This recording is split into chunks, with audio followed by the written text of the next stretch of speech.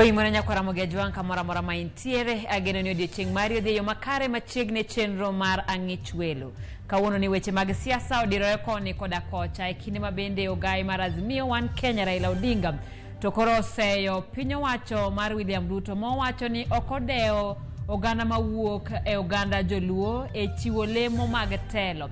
Komachielo moko kuom jotelo mag Kenya Kwanza bende koro seyo Raila Odinga kagiwacho ni ochumi mapacho kae nokethore e kinde mosruok manotimore kind Uhuru Kenyatta kachiel koda Raila Odinga. Bende kaunti ma Homa Bay oyango kambi mabiro loso mogo magitiso ni mokwa. Weche giduto wabiro mi mana e chenro ni magi e moko kuom weche ma wamiyo pek. Nyaka joluo gin jo Kenya. Nyaka giyud pok margi Kenya, sirkal mar Kenya kaka dwarre. Ogai mar Azimio One Kenya Raila Odinga onyiso piny owacho mondo chwal dongruok ne gwenge ma Kaluo maonge keto siasa e pogo lemo mag piny owacho. We didn't need any advice from nowhere. We just needed to respect our constitution and do the right thing. Jatend piny William Ruto kwedo paro mar kelo jotim nonro mawuok e pinje maoko enono ne kod lal jopiny kowacho ni lony makamano yudore e pacho ka. Arengo gi lawe lweta ni polisi lao nyithindo moko to jokuoge kwelo to gichiemo godo. Koro wan no matek to arengo gi chiengni gi kech. Rakruok nobedo mapek e kind obila kod jopiny kachiel kod jotije matatu e boma Kisumu e kinde apedha ne joma timo ohala no ataro mar chik.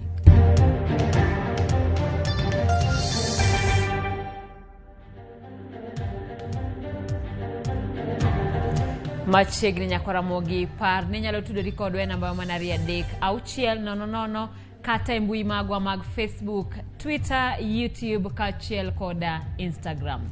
Nyinga Simfros Okinda, jaloko marwa Winnie Adoyo.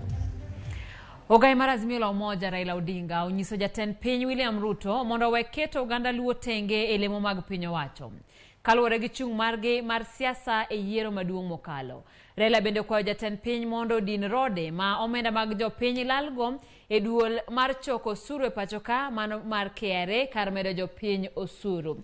Chris Owino miyo waler. E gino manenore kaka seyo gwelo mag jotend migepe kod jogoro mongirore e piny owacho mar Kenya Kwanza, ogai mar Azimio la Umoja Raila Odinga onyiso jatend piny Dr. William Ruto mondo weketo tenge oganda luo e kinde pogo lemo e piny owacho mare. Raila owacho ni mana kaka ogendni mamoko e pacho kae, oganda luo bende chulo osuru kendo nyaka nywandgi lemo mag piny owacho. Udwano inyu kaka joluo kere uru. To kudwano bed gi duol manyo wan go ni riure uru. Kendo kik ng'ato wachnu ni party ni waweketo tongwendwa e okapu achiel. Moko koro wacho ni ni jowanyiso koko ne ombulu. Nomiyo ogone ombulu kigire gini kucha. Jowago osuru ka joma moko. Omiyo kinyalo weyo joluo ni okidwa ndike tich ni ok ogone ombulu. Nyaka joluo gin jo Kenya. Nyaka giyud pok margi Kenya, sirkal mar Kenya kaka dwarre.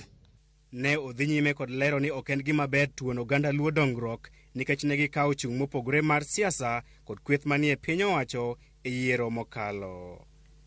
Raila owacho ni ng'at man kode gi owacho nego chomre kode tir kar rwako oganda luo e lweny ma onge tiende. Raila kare kilo Raila kikedo joluo. Raila kemineno ga chandi to miyem na tir. Unje thuro. Uro ni munda we.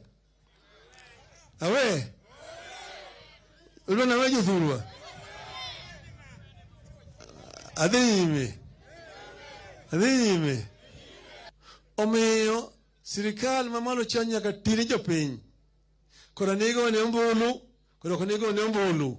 To nyako tini unje maber. Unje maber jethuro. To gimosega beti en akwede mabetie. Maende chon sirikal obet kamano gichoko pesa kumuka to onge maendeleo matimre. Ewi chenro mar medo osuru ma ijuogo jopiny, Raila okwedo chenro makamano ka olero ni oganda jo Kenya kalo e matek kaluwore gi pek mar ngima kendo ok onego medgi osigo machielo. Bende onyiso jatend piny Dr. William Ruto mondo odin rode duto mag kwalo omenda mag jopiny e migawo mar omenda kaachiel gi duol mar choko osuru e pacho kae. Nyaka osuru ok nyal med ni jothurwa. Jothurwa sani odhier. Jothurwa nigi chandruok mang'eny. Idwa medo msigo wi punda to punda ol gi msigo. Gimiluongo ni agulu ma pesa donje ni. Nitie gik maricho kode. Aore monego bed ni kelo pi madonje e agulu ni. Otim jomoko gero dam e iye kucha. Jomoko keto kod irrigation scheme kucha. Koro gibaro pi ok donje e iye kama long'. Piny kucha kucha bendo tuch. Bende chwer. Kudino ma kamo yawo kod damska to pi ok bi donje e iye kanyo. Ne governors mag oganda Luo, Raila okwayogi mondo gisir lwedo weche mag pur kaachiel gi gero kembe kaka yo mar kelo dongruok ka Luo kar sayo piny owacho mamalo. Nodong'e wach mar puro pamba. Pure maber mondo ochak kendo biashara mar pamba. Wach mar puro njugu mondo chiemo maber. Wach mar rech mawuok e nam ka mondo yaw koda factory mar fish processing bende iye ka. Ok kamano. Nitie opportunities mang'eny manyalo timre thuro ka mondo thuro obed gi dongruok. Mok watis ni waywak ni ng'ato pile ka pile. Raila aloso e kinde nyasi mar yawo ayanga kambi mar loso mok kuon mar Kigoto e od bura ma Gwasi South e kaunti ma Homa Bay. Odinga bende osingo ni kweth mar Azimio la Umoja biro dhi nyime kod keto piny owacho mar Kenya Kwanza tesre kaka kweth ma obalo e od bura. Chris Owino, Ramogi TV, Nairobi.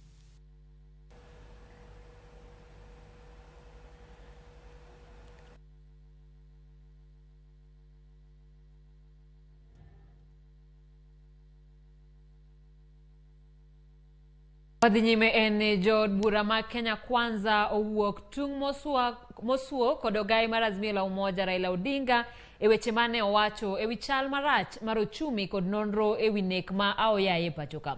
Ka otelnegi kod jatend jood bura mathoth e od bura Kimani Ichung'wa, jotelogo owacho ni ochumi ma pacho ka ne okethore bang' mosruok e kind Raila kod jatend piny machon Uhuru Kenyatta, kendo Raila onge kod ratiro mar somonegi e wi chal marach mar ochumi. Jotelogo bende osiro lwedo chenro mar wuoyo oko kidieny mar bado kwach kich mar Special Service Unit kaachiel kod chako timo nonro e wi lal kod nek ma oyaye e kinde mokalo. What Mr. Odinga is not telling Kenyans is he was at the center of the Jubilee administration courtesy of the handshake deal of 2018. Therefore, he should be the last person to give us a lecture on how to drive or revive the economy.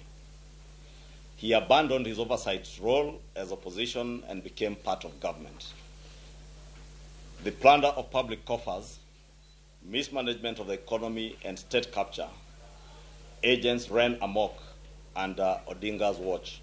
We want to tell the Azimio leader and his brigade to relax and watch how we will fix this nation bit by bit, piece by piece, a day at a time. You can't be responsible for destroying our country, then turn around and start issuing ultimatums. The Kenya Kwanza administration was voted in by millions of Kenyans who believed in the plan, the solid manifesto anchored on the bottom-up economic model to clean up the mess of the handshake brothers. And that is exactly what President William Ruto is doing today. We are simply cleaning up your mess, Mr. Odinga. Serikali hii itaenda kila mahali kutafuta yule ambaye alikuwa anaongoza kikosi cha kuua wa Kenya kiholela.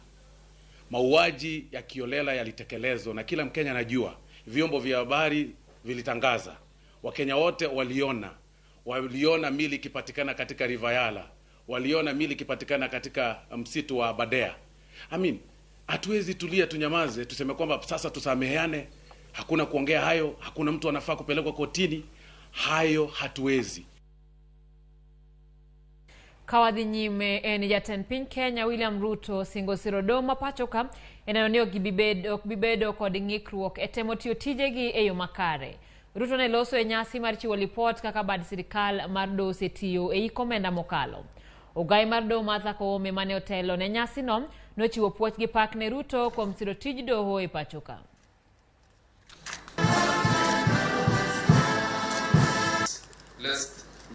Dear Lord, we thank you, Father, for the gift of leadership in our country. And permission of Your Excellency, sir, the Chief Registrar of the Judiciary. Ladies and gentlemen, thank you very much once again for being here. Your Excellency, functions in Kenya would end in half the time of His Excellency Johnson Sakaja. judiciary, but I think the Chief Registrar deserves. Regarding the worrying state of physical infrastructure, the judiciary has formulated a physical infrastructural Marshall Plan that targets to meet the contemporary justice demands by Kenyans. This, Your Excellency, includes a High Court building in counties without such courts, magistrate courts in constituencies without the courts, and 100 small claims courts. We must have an independent judiciary for our country because it is healthy. And I want to confirm here today that the President, our boss, in his wisdom, has placed the function of coordinating independent offices and constitutional commissions in my office, not for the purpose of interfering with whatever you do, but for the very purpose of providing a facilitative and supportive role to your work. I want to work with the judiciary, to support the judiciary, so that we can have an accountable and responsive judicial system. Integrity assurance and corruption prevention are essential pillars of remedial and corrective action. Likewise, the judiciary's performance management enhances staff accountability and guarantees service delivery to a high professional standard with assurance of continued improvement. Jatena Kenya Martha Karua kod riwruok mar Muslims for Human Rights ochwalo ng'ur e doho mar East African Court of Justice kagikwedo tim mar doho mar ng'ur mapacho ka kod duol mar IBC e chwalo yiero mokalo. E andika mane ogol kawuono, Karua kod Muhuri ne odhi ataro mar demokrasia mapacho ka kendo dhi e tok ratich jopiny e yango William Ruto kaka jaloch e yiero madwe mar 8. Gimedo ni yiero ne otagi duol mane nigi ng'ikruok mopogore opogore mane oketho ler e duoko yiero mokalo.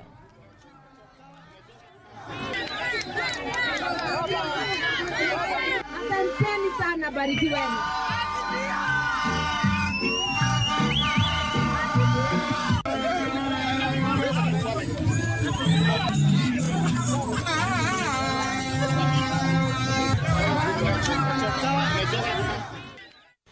Jokanyo mag duond bucha ODM mawuok Nyanza koro dwaro mondo jood bura mag Azimio kik mbek tole neno ni piny owacho mar Kenya Kwanza otim maber ne oganda jo Kenya mar neno ni gichopo singo duto mane gichiwo. Gidwaro jood bura kod kata senators mondo chung' motegno e bwo mabul mar Azimio kendo kik giyie ne jatend piny William Ruto oti e tok chik. Gimulo wach kech kod oro masani okwako piny Kenya kendo giseyo piny owacho e wi bet kod nyao. ODM to Azimio Marailo telone giket gitiel jo sirkal gitiel sirkal Ruto gitich mondo jogo ti tich maratiro kun magikoze kun motamo gitimo to ginyisgi ni ma utimo maraj ma utamu king'iyo kaka sani nikech nego ji e Kenya nyaka le to nikech Kado ne president yano limowa neno kaka limowa cha no limowa manga mobuko wa nikech okelo joma nolote wuotho go e luwo Nyanza mangima oweyo joma jopiny noyiero oko inform kono nene chieng' moko we radio mona ko ne kodwa no deal kodwa to deal kodwa through joma noyier gi jopiny to deal kodwa no issues of development ma siasa wan jo ODM. That is our policies. We will go by the policies. Okay, you want taxpayers. We are entitled to one dongolok Makenya kanwango. Nyime koda weche manyien gi kendo wamiyo mana kaka gichoponwa e bende sama gichoponwa wadhi nyime kawadhi nyaka kaunti nero ma Kisumo kama tulo kawuono ne omuoch e bus park ma Kisumo bang' ywaruok e kind jogo mapango jowuoth e geche kod obila e seche mane obila timo apedha. Obila ne omako jopang geche maromo 15 gino mane giwacho ni en tiyo maonge koda gino kata tag manyiso ni gin manamba. En apedha mane okomoro jopiny kod weg matatu mane olieko ni en apedha ma itimo mondo okotgi. Obila ne ochuno mondo obairo malungo wang' bang' ka weg nyamburko ne otemo monjo stesen obila ma bus park e reso jowetegi. Gikone to ne obila otimo romo kod jotelo. To nyithindo mobirogi, nyithindo gi manyo mana matin ma ginyalo dogo ot kaka ung'e ni maisha to tek. Piny be kech. To ka polis nyalo kawo tear gas magoye nyaka michele. Yawa hotel. Mama mobet nyithiwa. Wakwayo Ruto. An akwayo Ruto. Ni wacho ni nidhire bottom up. Koro in up ibire bottom. Beduru isebedo rais kwer polis. Aringo gi lawe lweta. Ni polisi lao nyithindo moko to jokuoge kwelo to gichiemo godo. Koro wan no matek to aringo gi chiengni gi kech. Oko marwa kata matin. Olos sirikal obed maber nekech nyaka wan donjo sirikal ni wan gi kech to wan gi horror makata kaka watim onge. It is unfortunate. Tikwelo pile, the kwego biga ogitere a court. They follow legal action. Gihinyowa kagifoma maka jirkech. Niche wache ni waonge tags. Okay, unfortunately waseloso tags wan gi tags. The police koro biro maka jovyo nyaka biria mai gari. It's unfortunate. We urge Ruto to come in. Washanga sana kawuono biro teach. Police lawa monge makosa. No nyiso no lost tags waseloso. Chak police lawa chage go wage live bullets. Makaribu live ni odwan mako ng'ate mbele wa. Ma erige kai. Ma nyasaye mokonyo wa. Madebe ni okunyasaye ngane de live bullet do mako to nge makosa matemo. Anapoka tear gas osejonjo kai. Moka ng'eyo gima timore. Ana dich gi business mara. Makoro giwang'o mesa, michelo wang' nyaka gi ndote. Koro kang'e kaka nyatimo nikech ane conductor tane driver angatimo na. Jagoporo mar kweth jod bura mathoth e od bura mamalo Silvanus Osoro telone moko kuom jod bura mawuok e oganda jo Abagusi e romo mar twak e weche mag dongruok. Agi twak kod jofwamb weche bura Nairobi ka jotelo go bende opuoyo jatend piny William Ruto kuom gwelo moko kuom jotelo mawuok e oganda jo Abagusi e piny owacho mare. Ne gikwayo Ruto mondo bi opargi e kinde mar awalo jogo eko ma bende biro bedo e lemo mag jombetre.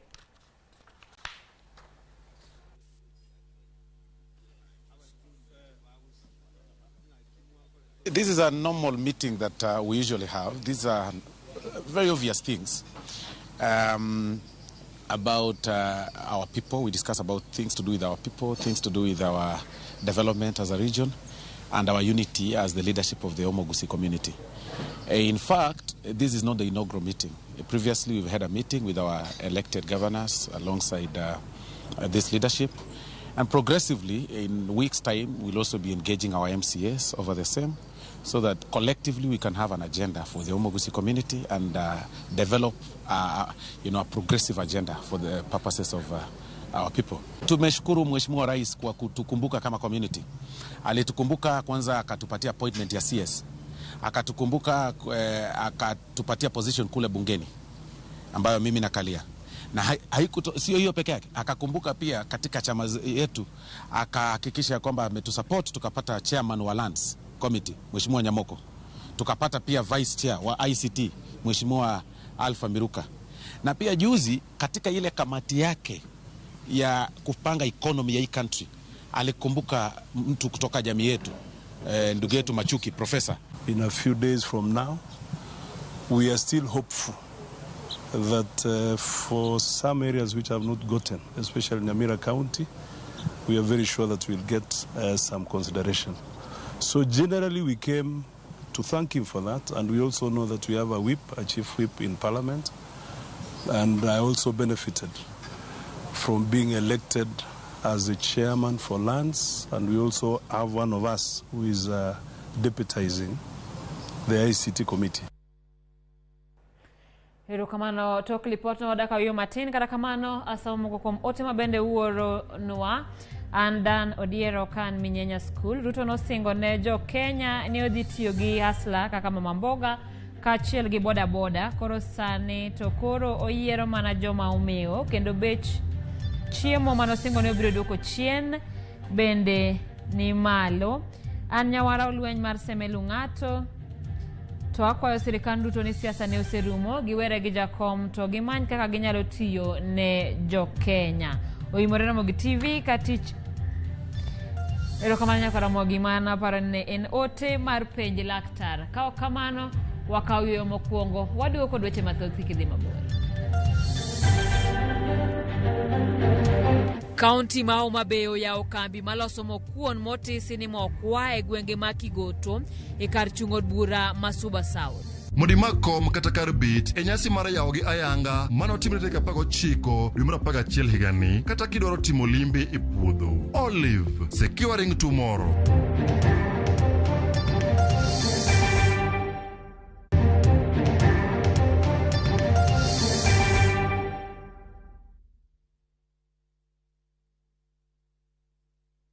Keto chiemo mamit kendo molos manyangafu en mor mar miyo mora mora.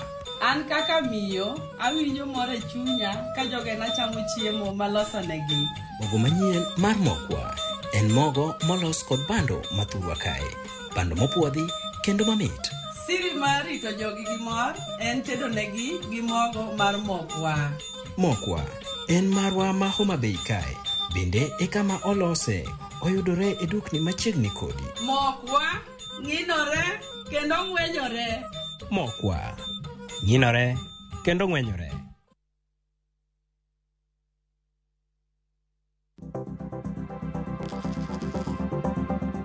Kaw thuolo mari mondo irang makare bengi kata kambi midwaro kawe hola. Mai biro konyi e ng'eyo okenge monego ilu mondo ikaw kod gigo ma idwaro mondo ikaw hola no.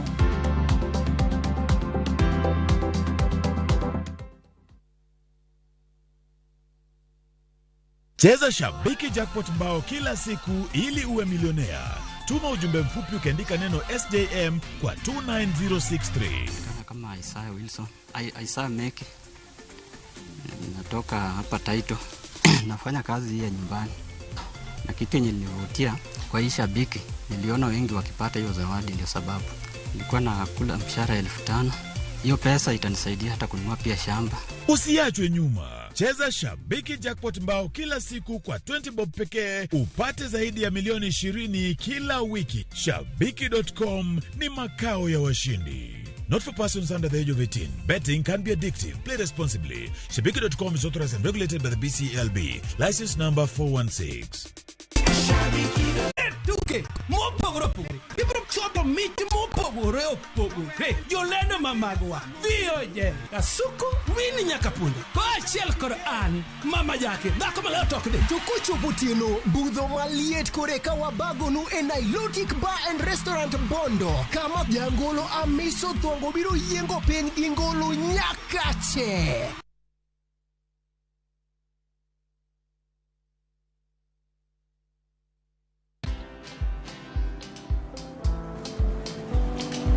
Chal nade? Chal ka gimi kaka ng'iyo sim gi pacha te? Kiki ahinya. En mana ni asebedo e story ahinya. Mana kaka rally manyochacha ne chal ka gima ne an kanyo kane otimo. Kendo kane iyawo chiro manyien ne chal ka gima ne an kanyo.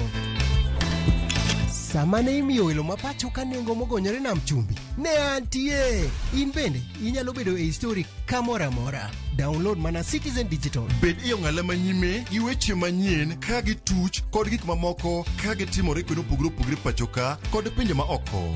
Download Citizen Digital. Citizen Digital. Ke Biblos ni ask and it shall be given. Ni knock and the door shall be opened. That's bit easy. Request and it shall be given. Wangini wakelo ne request kende, yani ni yoro text, yoro message. Number ma studio en aria deka uchel no. Ma entie dero, the house of rumba.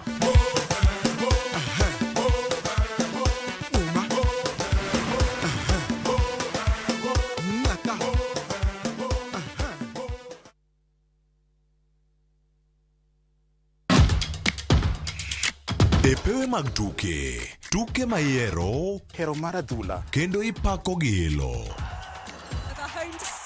Tudri kod James Opondo, japicha gi Milton Ochieng Jaka Black e pau tuke. Chieng' ngeso ka ngeso, chakre sa 8 odiochieng' nyaka sa 10 mana e Ramogi TV.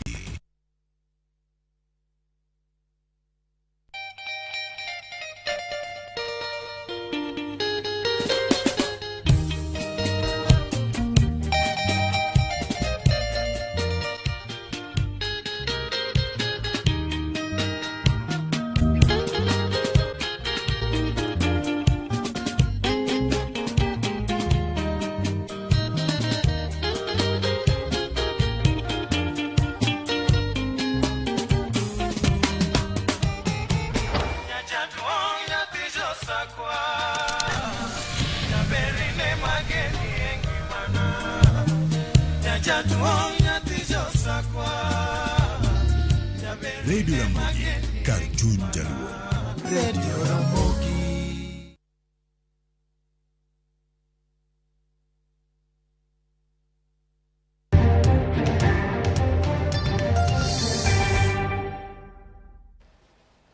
Machiegni kendo nyako Ramogi jatend migawo mar weche maoko Alfred Mutua oyango ni rakruok gi mibadhi mokwako tero jotich e pinje jo-Arabu e yo achiel mar tieko sandruok mathoth jo-Kenya kale e pinjego.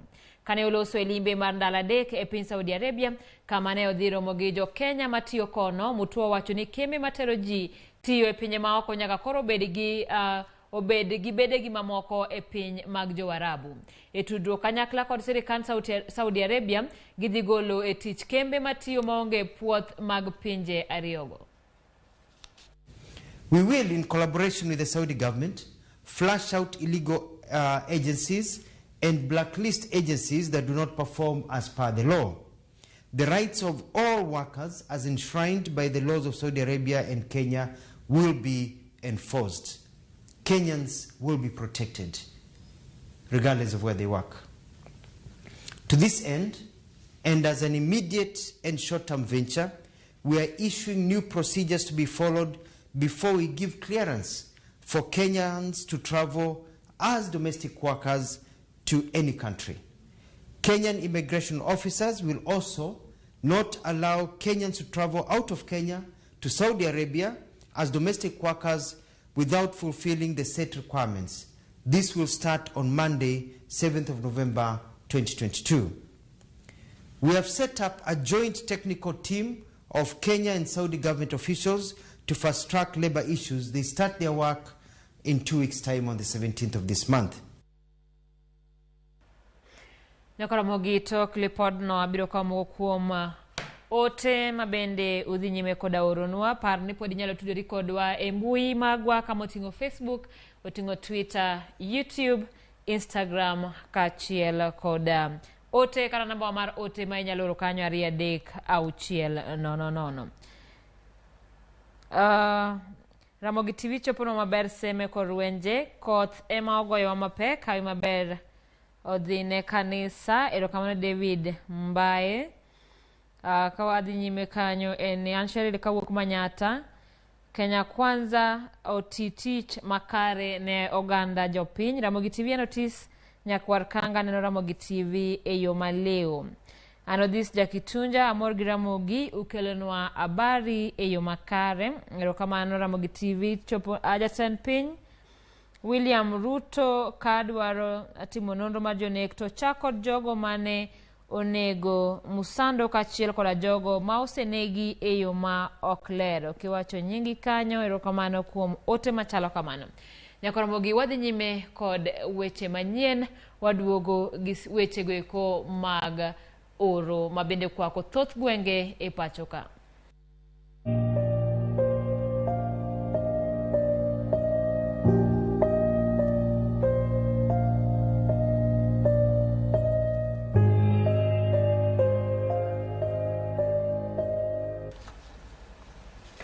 Governors mawuok e gwenge mayudo koth matin obwogo dhi e doho mar kwedo counties mamoko madwaro mondo medgi e listi mar agulu mar counties mipogo omenda mondo mi okonygi wechego eko mag dongruok omenda midendo ni Equalization Fund. Kokalo e riwruoggi mar Frontier Counties Development Council giwacho ni omenda no winjo okony counties mayudo koth matin ahinya gi e kindeni maoro kwako counties go. Giwacho ni counties manyien madwaro mondo giyud pok aguluno ok ochopo dwaro mar katiba mondo giyude. Resources set aside for fighting hunger and difficult climatic conditions in northern Kenya and FCDC counties must be for that purpose. You know the number of ASAL counties. There are historical issues to that. So we are saying what has been set out in the Constitution, the Equalization Fund, is to speed up development in those areas for the next 20 years after 2010 so that those areas can catch up. It was a deliberate move, you know, by the architects of the Constitution, so that the years lost due to deliberate exclusion from the national cake. But when everybody else now wants to be part of that, then it defeats the purpose. Kawadhi nyime eni le mag bunge maromo 1,222 sewito ngimagi chakre dwe mar 2 nyaka mar 10 higani kaluwore kod oro. Mao yanko jatend migao mar weche limbe Penina Malonza odiochieng' makawuono. Jafwambo marwa Betty Juma kelonwa kuku mar wachno e lipot machal kama. Kuom kinde malach nyaka higani ne chakre, midhiero mabiro gi oro osekwako counties mayudore ugwe, nyandwat gi milambo mar piny Kenya, to le mag bungu bende oseyudo midhiero go. Nok mar chiemo kod pi osekelo tho mar le mag bunge makwan gi ohewa 1,222, to ahinya mago mageno kuom lum gi oboke kaka chiembgi. The drought has caused mortality of wildlife, mostly herbivorous species. The mortalities have risen because of the depletion of food resources and as well as water shortage. Kaluwore gi lipot madul mochung' ne le mag bunge, mane jatend migao mar weche limbe e pacho ka Penina Malonza oyango odiochieng' makawuono, kido 14 mag le mag bunge osetho e kind dwe mar 2 nyaka dwe mar 10 higani. Kido mar lego gin kaka teng' mong'ere kaka wild beast 512, magwar ma en zebra 381 osetho, liech maromo 205 bende osetho, ka kido mar magwar mong'ere kaka Gravy zebra 49 bende osetho, buffaloes maromo 51, tiga maromo 12, ka kido mar le mar Masai ma osetho chopo 4. E twak negi jofwambo Malonza lero ni kuonde rito le mag Amboseli, Tsavo gi Laikipia Samburu kod aluora margi ema thoth le gi thoe. Elephants in Amboseli and Laikipia Samburu region are worst affected by the drought as the ecosystems have recorded more than 70 elephant deaths. Kar rito le mar Laikipia Samburu osewito liech maromo 74 kod Gravy zebras maromo 49. Kar rito le mar Tsavo osewito liech 54, magwar 23 gi buffaloes 32. Kata kamano kwan mar omuga okodok piny kotenore gi oro, ka omuga achiel ma osedak kuom higni 2 ema osetho e kar rito omuga mong'ere kaka Ngulia Rhino Sanctuary mayudore kar rito le mar Tsavo West. Most of the wildlife died in the months of August, September and October, with the months of September and October recording the highest number of wildlife deaths due to the drought. The continued worsening of the drought condition could affect more rhinos in the overstocked rhino sanctuaries, and this specifically for Ngulia Rhino Sanctuary in Tsavo West National Park. Malonza omedo ni piny owacho kokalo kuom migao mar limbe dhi konyo e chenro mar reso lego. Some of the interventions that the government of Kenya has undertaken include provision of aid to the affected species, and specifically the grave feeding program in northern Kenya and hippo feeding program at Mzima Springs. We've also been doing water tracking for wildlife in the protected areas, and the other day you saw me in Tsavo carrying out this activity. We've enhanced our surveillance of wildlife outside protected areas to reduce human-wildlife conflict that has been on increase. Chenro mar konyo e reso le bunge kaluwore kod Malonza. Jokanyo opogore. Betty Juma, Ramogi TV.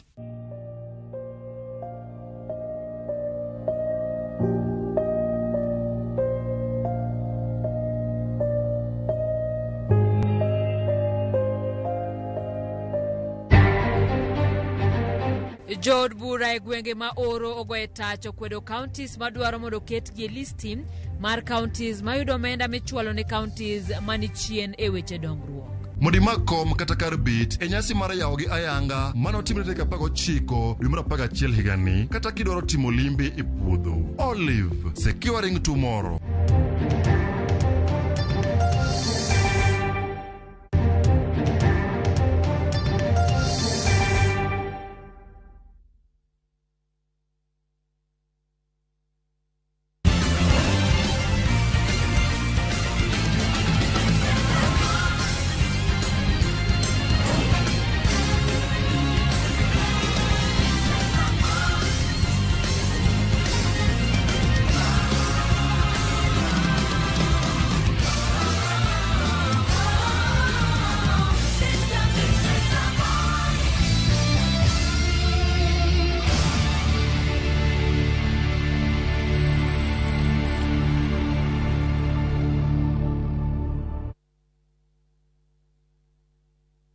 The league tables are taking shape. Winning on Shabeki.com is getting easier. Enjoy highly boosted odds on the English Premier League, French Ligue 1, Spanish La Liga, Italian Serie A, and many top leagues only on Shabeki.com. Kuwa Shabeki. Play now. Strictly not for persons under the age of 18. Betting can be addictive. Play responsibly. Shabeki.com is authorized and regulated by the BCLB. License number 416. Shabeki.com.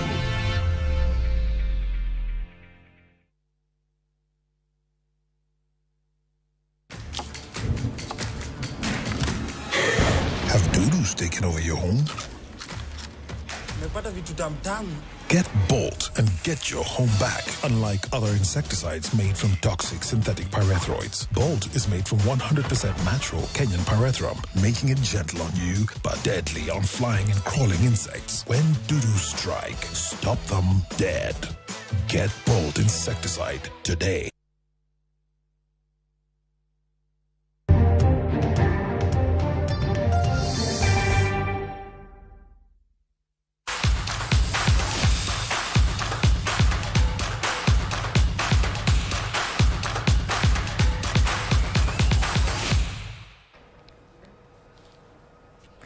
Machiegni mesa mar weche tuke ma kopira marach nomiyo